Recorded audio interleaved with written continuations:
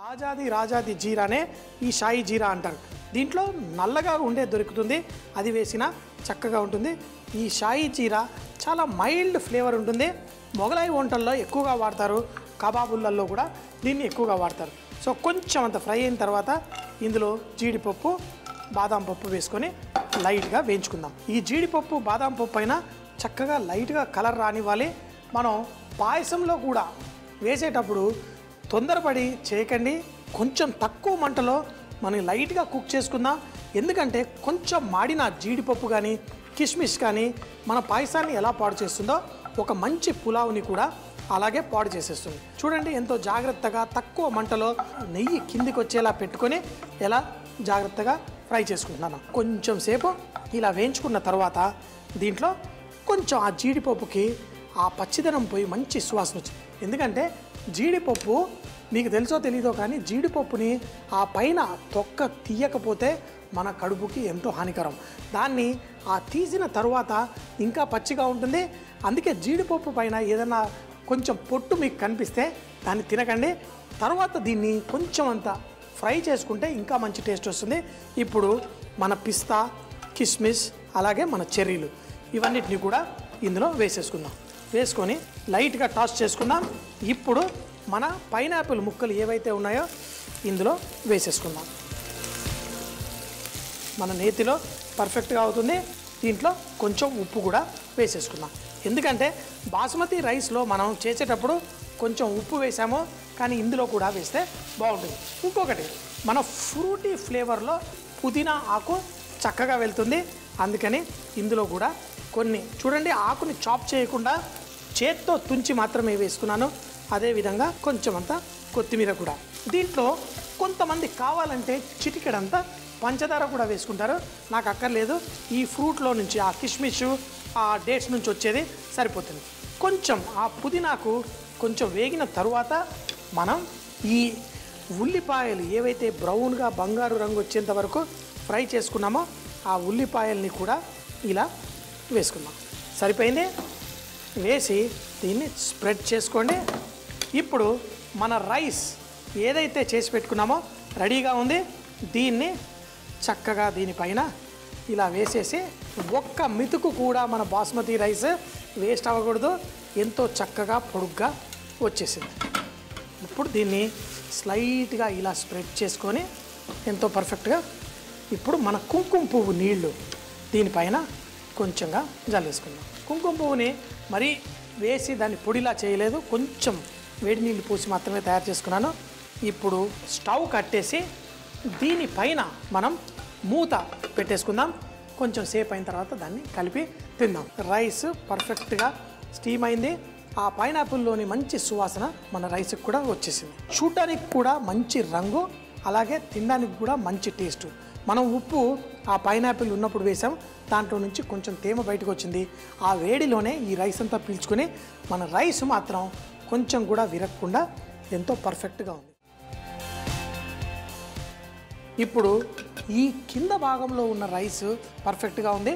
80% అయిన రైసు ఇందులో మటన్లో ఉన్న ఆ జ్యూసెస్ పీల్చుకొని కుక్ అవ్వాలి. అప్పుడే మన ఈ రైస్కి మంచి టేస్ట్ వస్తుంది. మన హైదరాబాదీ బిర్యానీలు మీరు చూశారు, కానీ ఇలా లక్నోవి బిర్యానీలు చేసుకునేటప్పుడు వాళ్ళు స్వీట్ అత్తర్ అని కూడా దొరుకుతుంది. కొంచెం మంచి సువాసన రావడం కోసం వాడతారు. మరి కొంచెం అంత గ్యాప్ ఇందులో మనం ఉంచుదాం. ఫుల్ నిండుగా వేయకుండా ఇలా మొత్తం వేసుకొని ఇప్పుడు రైస్ పర్ఫెక్ట్గా అయిపోయింది. పిండి తీసుకొని సీల్ చేసేసుకుందాం. ఈ పిండిని ఈ విధంగా పెట్టేద్దాం. దీనికి మూత తర్వాత పెట్టేసుకుందాం. ఎంతో సింపుల్గా మన కుండ బిర్యానీ. అయితే ఈ రైస్ పర్ఫెక్ట్గా కుక్ అవుతుందా లేదా అనేది మనం తర్వాత చూసుకుందాం. దీంట్లో కొంచెం అంత నెయ్యి. అయితే మన హైదరాబాదీ బిర్యానీలో వేసినట్టు ఇందులో ఆ కుంకుమ పువ్వు నీళ్ళు అవన్నీ వేయరు. ఇందులో కొంచెం నెయ్యి, అలాగే కొంచెం నిమ్మకాయ జ్యూసు, మళ్ళీ మన పుదీనాకు కొంచెం వేసేసుకుందాం. కుండ మూత రెడీగా ఉంది. ఈ కుండ మూతని ఇలా గట్టిగా పెట్టేసి దీన్ని ఇలా ప్రెస్ చేసి ఒత్తేద్దాం. ఇప్పుడు అన్ని పక్క నుంచి దీంట్లో నుంచి స్టీమ్ బయటికి రాకుండా సీల్ అయిపోతుంది. కొంచెం ఎక్కడి నుంచన్నా వచ్చే విధంగా మీకు కనిపిస్తే ఈ పిండి తీసుకొని ఇంకా పూర్తిగా సీల్ చేసేద్దాం. చూశారు కదా ఎంతో ఈజీగా పర్ఫెక్ట్గా ఈ కుండ సీల్ అయిపోయింది. ఇప్పుడు కొంచెం మీడియం హీట్లో మంట పెడదాం. ఆ కుండ పైన కొంచెం బరువు ఉంటే ఆ మూత ఈజీగా ఓపెన్ కాదు. ఈ నీళ్లు ఏవైతే బిర్యానీ నీళ్ళు ఉన్నాయో అది కుండ మీద పెడదాం. కొంచెం మరీ ఎక్కువ మంట కాకుండా మీడియం హీట్లో ఒక 10 నిమిషాల పాటు దీన్ని చక్కగా స్టీమ్ చేద్దాం. ఒక 15 నిమిషాల తర్వాత బిర్యానీ లోపల రెడీ అయిపోయింది. తీసిన తర్వాతే తెలుస్తుంది కదా. అయితే మనం దీనికోసం రైతా చేసుకోవడానికి ఫైన్గా పేస్ట్ చేసుకున్న మన వెల్లుల్లి పేస్టా పచ్చి వెల్లుల్లి పేస్టా మరి దీనికి అదే మంచి టేస్ట్ ఇస్తుంది. దీంట్లో కొంచెం కారం, దీంట్లో తగినంత ఉప్పు, అలాగే దీంట్లో తేనె కూడా వేస్తారు. ఈ తేనెనే రైతాకి హైలైట్. చక్కగా చేసిన ఈ తేనెని వేసి ఇప్పుడు మనం ఈ వెల్లుల్లి పేస్ట్ని మంచిగా కలిపేసుకుందాం. ఆ పచ్చి వెల్లుల్లితోటి ఈ బిర్యానీ ఎంజాయ్ చేసుకోవాలి. ఈ రైతా అంతా కలిపిన తర్వాత దీని రుచి ఎలా ఉందో చూద్దాం. పర్ఫెక్ట్గా రెడీ అయిపోయింది. ఉప్పు కూడా సరిగ్గా సరిపోయింది. వడ్డించేసుకుందాం. ఫస్ట్ బిర్యానీ రెడీ అయిందా పర్ఫెక్ట్గా లేదా అనేది చూడ్డానికి ఈ కుండ బిర్యానీకి ఒక టెక్నిక్ ఉంది. అదేంటంటే ఈ కుండ బిర్యానీని ఉల్టా చేసేస్తాం. ఉంది కదా, ఈ కుండ బిర్యానీని ఇలా కిందకి పడుకోబెట్టేస్తాం. కొంచెంగా మూతని లైట్గా దీన్ని ఇలా చేసేస్తే దీంట్లో ఎక్స్ట్రా ఏదన్నా ఉన్నదంతా బయటకు వచ్చేస్తుంది. అప్పుడు మన రైస్ పర్ఫెక్ట్గా గుమగుమలాడుతూ పర్ఫెక్ట్గా ఉంటుంది. ఈ టెక్నిక్ ఈ లక్నోవి బిర్యానీలో చేస్తారు. దీంట్లో నుంచి ఆ కొంచెం జ్యూస్ వెళ్ళిపోయిన తర్వాత ఎంత తేమ ఉండాలో అంతే ఉండి మన రైస్ చక్కగా ఉంటుంది లక్నోవి బిర్యానీలో. అది కూడా ఈ కుండ స్టైల్లో చేసే బిర్యానీ టెక్నిక్. మరి మనకు మార్కెట్లో కుండ బిర్యానీ అని బోల్డ్ దొరుకుతూ ఉంటాయి. అది ఒక కుండ తెచ్చుకుంటారు, మంచిగా రైస్ అంతా రెడీ అయిన తర్వాత ఓ కుండలో వేసేసి దాన్ని చుట్టేసి కుండ బిర్యానీ లాగిస్తారు. అలా కాదు, కుండ బిర్యానీ అంటే అందులోనే జ్యూసెస్లో కుక్ అవ్వాలి. అప్పుడే ఆ బిర్యానీకి మంచి టేస్ట్ ఉంటుంది. మరొక్క నిమిషం ఆగి తీసేసి దీన్ని మనం వడ్డించేసుకుందాం. 2 నిమిషాలు అయిన తర్వాత ఈ కుండని తీసేసి మళ్ళీ స్టవ్ మీద పెట్టేసుకుందాం. ఒక్కసారి స్టవ్ ఆన్ చేద్దాం. ఒక 2 నిమిషాల తర్వాత స్టవ్ కట్టేసి ఇంకొక 2 నిమిషాల తర్వాత దీన్ని వడ్డించుకుంటే మన పర్ఫెక్ట్ బిర్యానీ రెడీ. మట్టి కుండలో చేసుకున్న బిర్యానీ చాలా చాలా టేస్టీగా ఉంటుందంటారు. మన రైతా కూడా రెడీ అయిపోయింది. బిర్యానీని కూడా దీంతో పాటు వడ్డించేసుకుందాం. రైస్ ఎలా ఉంటుందంటారు? దీనికి మంచిగా ఆ జిగురుగా ఉన్న మటన్ జ్యూసెస్ అంతా చక్కగా పట్టుకొని ఈ కుండ బిర్యానీలో మరి పర్ఫెక్ట్గా ఉంటుంది.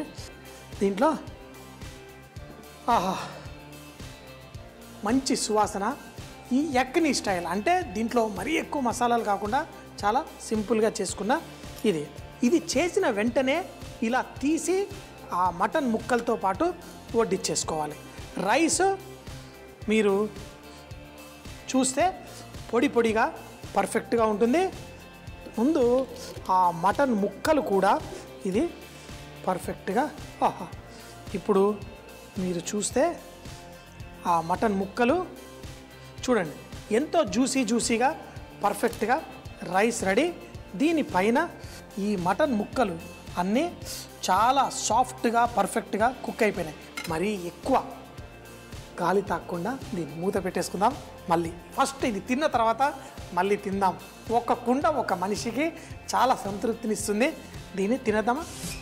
ఎన్నో సంవత్సరాల కిందట నేను ఢిల్లీలో పనిచేసినప్పుడు ఒక రెస్టారెంట్లో ఈ బిర్యానీ వడ్డించేవాళ్ళు. చాలా ఫేమస్గా ఇష్టంగా తినేవాళ్ళు. సో మరి మన ఈ లక్నోవి స్టైల్లో ఈ కుండ బిర్యానీ మటన్ ముక్కలు కూడా పర్ఫెక్ట్గా ప్రతి బైటు